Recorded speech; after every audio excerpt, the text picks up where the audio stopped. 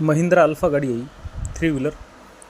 आता याचा प्रॉब्लेम काय होता की गाडीची समोरची सस्पेन्शन पिन गेली होती या.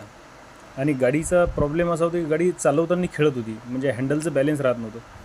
त्याचं आम्ही टायरला जॉक लावून चेक केलं आणि याचा जो प्रॉब्लेम आहे ह्याची सस्पेन्शन पिन गेलेली आहे.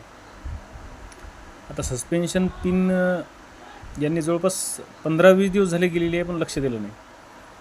आता एवढा प्ले त्याच्यामध्ये वाढला की त्याच्या साईडच्या 2 बेरिंग असतात त्याला, त्या बेरिंगा पण फुटल्या, त्याच्यामुळे इतका प्ले आला.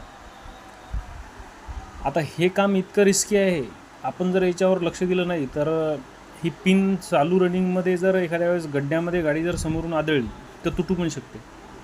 त्यामुळे याच्याकडे लक्ष देणं खूप गरजेचं आहे. बऱ्याच वेळेस आपण लक्ष देत नाही, पण तुटली तर 100% अपघात होतो म्हणजे होतो. कारण की समोरून एकच टायर असते, 3 व्हीलर म्हणल्यानंतर समोर एकच टायर आहे त्याला, आणि एक टायर असल्यामुळे ती पिन जर रनिंगमध्ये तुटली तर 100% आपलंही नुकसान होईल आणि गाडीत कुणी बसलेला असेल त्यालाही नुकसान होईल. त्यामुळे आवर्जून या गोष्टीकडे लक्ष देऊन याचं काम करून घ्या.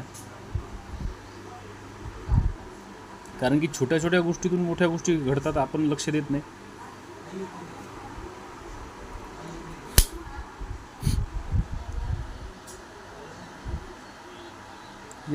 याच्यामध्ये